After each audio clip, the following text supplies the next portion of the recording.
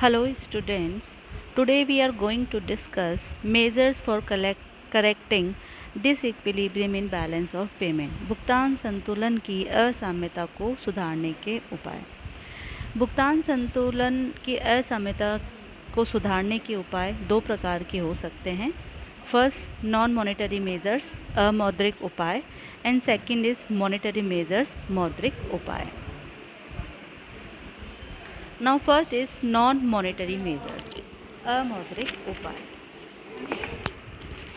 भुगतान संतुलन की असाम्यता को दूर करने के लिए अमौद्रिक उपाय जो ये फॉलोइंग नॉन मॉनेटरी मेजर्स है विच कैन बी यूज, उसमें पहला है एक्सपोर्ट प्रमोशन, निर्यात प्रोत्साहन। भुगतान संतुलन में प्रतिकूल असाम्यता को समाप्त करने का सबसे महत्वपूर्ण अगर कोई उपाय है तो वह निर्यात संवर्धन है, क्योंकि निर्यातों में वृद्धि करने से विदेशी विनिमय की प्राप्तियां बढ़ती है। तो सरकार को चाहिए कि वो निर्यातों को प्रोत्साहित करें, और निर्यात को प्रोत्साहित करने के लिए क्या क्या कदम उठाए जाते हैं, जैसे कि उत्पादन लागत में कमी करना। उससे क्या होगा, वस्तु की कीमत कम होने से विदेशों में उसकी मांग बढ़ेगी और हमारे निर्यात बढ़ जाएंगे। माल की गुणवत्ता में सुधार करना दूसरा उपाय हो सकता है कि अगर क्वालिटी, आज कोई भी क्वालिटी या गुणवत्ता की वस्तु है तो उसकी मांग ज़्यादा रहती है बजाय घटिया किस्म की। तो अगर गुणवत्ता में सुधार होगा तो निर्यात की मांग बढ़ेगी। तीसरा है निर्यात करों में कमी करना। अगर एक्सपोर्ट ड्यूटीज़ हम कम कर देंगे तो बहुत ज़्यादा एक्सपोर्टर्स प्रोत्साहित होंगे इस फील्ड में आने के लिए, एक्सपोर्ट फील्ड में आने के लिए, और एक्सपोर्ट ड्यूटी कम करने से भी निर्यात सस्ते होते हैं जिससे कि उनकी मांग बढ़ती है।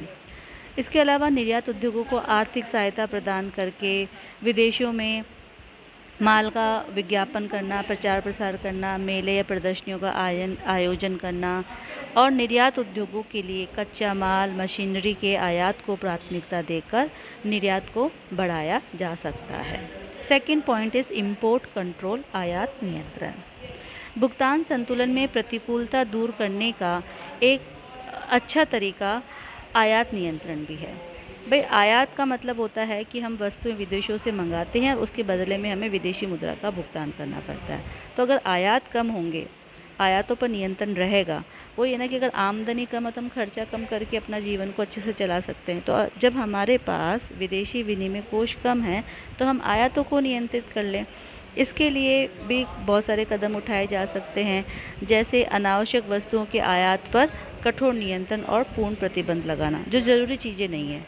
वैसे ही जैसे अगर हमारी आय कम है तो हम अत्यंत आवश्यक वस्तुएं खरीदते हैं और अनावश्यक वस्तुओं के उपभोग का उपयोग हम बंद कर देते हैं, ठीक वैसे ही आयात करों में वृद्धि करना। अब अगर फिर भी कोई आयात नियंत्रण नहीं कर रहा तो हम आयात करों में वृद्धि करके आयातित माल को महंगा करके उसकी मांग को कम करके आयातों को कम कर सकते हैं, या अभ्यंश प्रणाली, कोटा सिस्टम लागू करके कि भाई इससे ज़्यादा आयात हम एक निश्चित मात्रा में ही हम आयात कर सकते हैं, उससे ज़्यादा का नहीं कर सकते। आयात साख सुविधाओं में कमी करके भी आयातों को कम किया जा सकता है कि भाई इंपोर्ट के लिए हम क्रेडिट ले रहे हैं, ऋणों की सुविधा ले रहे हैं, अगर वो नहीं है तो अपने आप ही आयात कम हो जाएंगे। और स्वदेशी की भावना जागृत करके लोगों में कि भाई स्वदेशी माल का ही हम इस्तेमाल करेंगे, विदेशी माल का इस्तेमाल नहीं करेंगे, ऐसा करके भी हम आयात पर नियंत्रण करके भुगतान संतुलन की असाम्यता को दूर कर सकते हैं। नेक्स्ट पॉइंट है टू एनकरेज इम्पोर्ट सब्स्टिट्यूशन, आयात प्रतिस्थापन को प्रोत्साहित करना। This is a very important कि भाई आयात की जाने वाली वस्तुओं का अगर स्वदेश में ही उत्पादन करें तो इसे आयात प्रतिस्थापन कहते हैं। और भुगतान संतुलन में प्रतिकूलता को कम करने के लिए या समाप्त करने के लिए इसे प्रोत्साहित किया जाना चाहिए, जिससे देश में उद्योग धंधों की स्थापना भी होगी, रोजगार में भी वृद्धि होगी और भुगतान संतुलन की असाम्यता को भी दूर किया जा सकता है। नेक्स्ट पॉइंट है promotion to foreign capital investment, विदेशी पूंजी विनियोजन को प्रोत्साहन। भुगतान संतुलन के असाम्यता को सुधारने के लिए एक निश्चित और आकर्षक नीति द्वारा विदेशी पूंजी विनियोग को प्रोत्साहन देना चाहिए। इसके लिए देश में विदेशी पूंजी विनियोग करने की प्रक्रिया को सरल बनाना चाहिए ताकि अधिकाधिक विदेशी पूंजी आकर्षित हो, और पूंजी आकर्षित होगी तो उससे भुगतान संतुलन की असाम्यता को दूर करने में मदद मिलेगी, क्योंकि पूंजी आकर्षित होने से विनियोग होगा, विनियोग होने से उत्पादन बढ़ेगा और विदेशों पे हमारी निर्भरता कम होगी। Next, development of tourism industry, पर्यटन उद्योग को बढ़ावा देना। भुगतान संतुलन की असाम्यता को ठीक करने के लिए विदेशी पर्यटकों को आकर्षित करने के लिए विभिन्न आकर्षक योजनाएं बनानी चाहिए। विदेशी पर्यटकों के आगमन से विदेशी मुद्राओं की प्राप्तियां बढ़ती है, जिससे भुगतान संतुलन की प्रतिकूलता कम हो जाती है। पर्यटकों को प्रोत्साहन देने की दृष्टि से देश में दर्शनीय स्थानों को बहुत अच्छा, मनोरम, आकर्षक, आरामदायक और सस्ता बनाया जाना चाहिए और इन स्थलों की जानकारी के लिए भी विदेशों में इसकी पर्याप्त जानकारी उपलब्ध कराएं, उसका प्रचार प्रसार करना चाहिए ताकि विदेशों में पता चले कि भारत में इतनी आकर्षक जगह हैं और इस तरीके से पर्यटन उद्योग का विकास करके भुगतान संतुलन की असाम्यता को दूर किया जा सकता है। नेक्स्ट है इफेक्टिव एक्सचेंज कंट्रोल, प्रभावी विनिमय नियंत्रण। देश का केंद्रीय बैंक सुनियोजित एवं सुविचारित प्रभावी नियंत्रण द्वारा दुर्लभ विदेशी विनिमय कोषों का देश हित में विवेकपूर्ण उपयोग कर उसकी फिजूल खर्ची पर रोक लगाकर भुगतान संतुलन की असाम्यता को दूर करने में मददगार हो सकता है।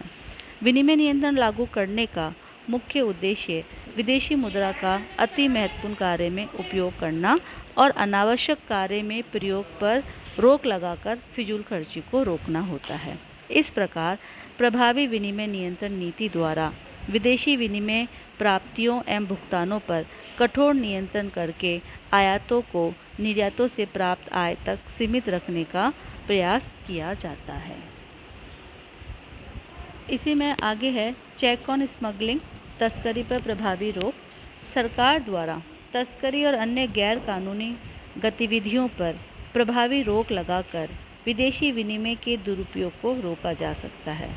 तस्करी के से क्या होता है कि तस्करी का मतलब है कि भाई बिना ड्यूटी के, बिना सरकारी करों के आप विदेशी वस्तुएं सेवाओं को आदान प्रदान कर रहे हैं, तो इससे सरकार को करों का नुकसान होता है।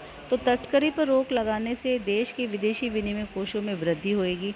भाई आप बेच रहे हो, यहाँ से इलीगली माल बाहर भेज रहे हो, लेकिन अगर एक्सपोर्ट करोगे लीगल मेथड से तो विदेशी मुद्रा के कोषों में वृद्धि होगी, जिससे भुगतान संतुलन की असाम्यता को दूर किया जा सकता है। तो इस प्रकार तस्करी पर रोक लगाकर भी हम भुगतान संतुलन की असाम्यता को दूर कर सकते हैं। नेक्स्ट है अरेंज फॉरेन लोन्स, विदेशी ऋणों की व्यवस्था करना। भुगतान संतुलन में प्रतिकूल असाम्यता को विदेशी सरकारों और अंतर्राष्ट्रीय वित्तीय संस्थाओं से ऋण लेकर भी कम किया जा सकता है या समाप्त किया जा सकता है। अंतर्राष्ट्रीय मुद्रा कोष अपने सदस्य राष्ट्रों को भुगतान संतुलन में असाम्य को दूर करने के लिए अल्पकालीन ऋण भी उपलब्ध करवाता है। तो इस सब की मदद से हम भुगतान संतुलन की असाम्यता को दूर कर सकते हैं। Next is encourage NRIs to remit foreign exchange, प्रवासी नागरिकों को विदेशी विनिमय प्रेषित करने के लिए प्रोत्साहित करना। एनआरआईज वो होते हैं जो भारतवासी हैं, जन्म भारत में लिया लेकिन विदेशों में रहते हैं।